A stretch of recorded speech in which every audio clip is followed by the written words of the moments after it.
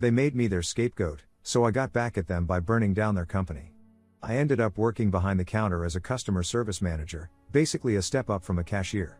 It's fancy when seen on a CV, but there's nothing really to it.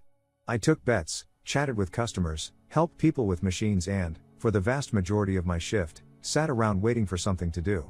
I got on well with my coworkers, or so I thought, and had no major issues. It was 20 hours a week, about $1 more than minimum wage, with a lot of overtime required of me and irregular shift patterns.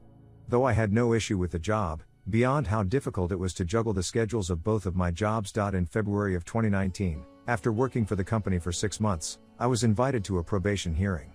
It cannot be emphasized enough that it was a probation hearing in which I would have my performance reviewed and, as informed in training, was entitled to a pay rise at the end of it. I arrived that morning to a disciplinary hearing where, without even a shred of evidence, I was accused of 11 different cash discrepancies dating back to early November of 2018, shortly after I'd started, which all amounted to $271.36. All but one of which I'd never heard of before. These had apparently been reported and logged by my manager, Shay, and my coworkers, despite no one saying a word to me at all. Not a whisper in the 5 months this had apparently been occurring. I was told that it was unacceptable. A call was made to HR and I was terminated on the spot and forced to hand over my keys and to never set foot in the store again.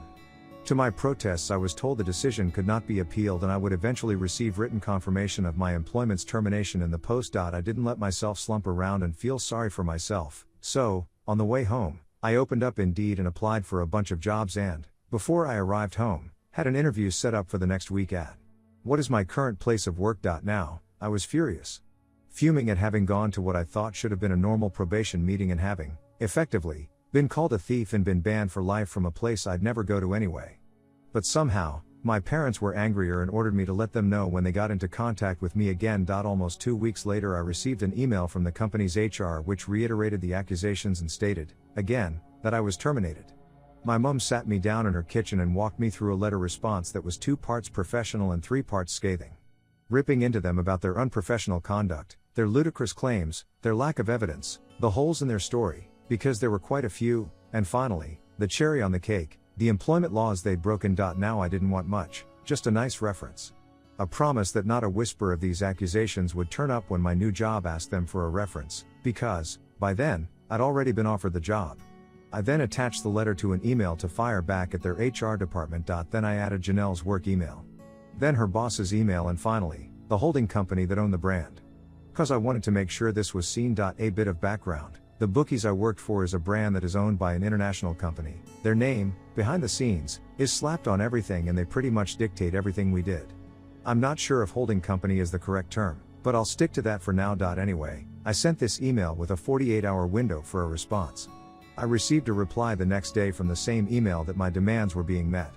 I smirked victoriously and moved on with my life, happy to wash my hands with the entire ordeal.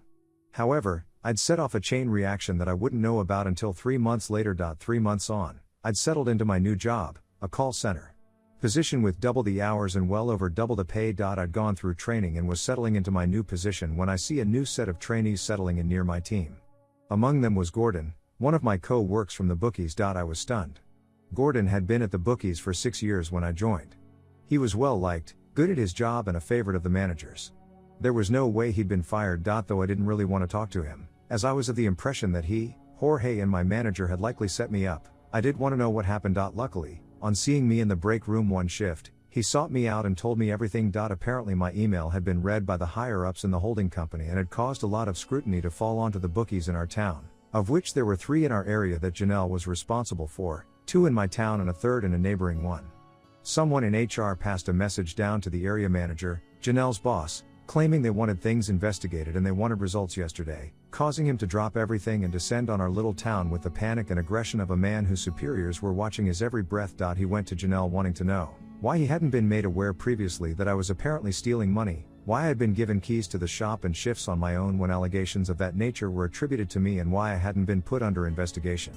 Turns out, Janelle had in fact put in my employee file that I was under investigation but had never actually gone through with any of the official procedures for monitoring and investigating me. Shock horror. Thus she had fired me for the accused crime without looking into it at all, falsely claiming otherwise. Thus, the area manager took the dates and amounts of the cash discrepancies, confirmed that they had been reported on those days, without my knowledge, in Shay's own log book of the shop's cash, and sent that information on to our security team to investigate. Another little detail is that the CCTV for every shop in the brand is outsourced to a private security company who monitors each shop remotely and has access to all the cameras and video. As was procedure, they looked into the dates mentioned to see if I'd been doing anything untoward. I know I wasn't and nothing was ever said to me. But they did find something. Turns out, money was going missing from the shop, but, surprise surprise, it wasn't me, but Jorge and Shay. They not only set me up, for reasons I will never know, but were also falsifying numbers and cash checks on the system to hide it. One thing Shay was caught doing was deliberately short-changing customers by taking portions of their winnings without them even knowing it. Bear in mind, a lot of our customers were elderly men and women. Gordon claims that he once opened the shop, after I and Shay had closed the night before, and noticed a cash difference but had been told not to say anything to me as I was under investigation and it could compromise it. He did apologize and I let it go. Needless to say, Jorge and Shay were fired. But it doesn't end there. Our team was small. Including me, there were a total of 4 people working at the store. As they hadn't been able to hire anyone to replace me, Jorge and Shay's termination meant Gordon was the only employee at the busiest shop in our area. Even if they'd been able to get other colleagues from the 2 other shops to help out, it wouldn't have been enough to keep the shop open and manage the amount of customers. So they closed the location down until they could get the staff to run it. It was at that point that Gordon handed in his resignation and applied for his job at my work.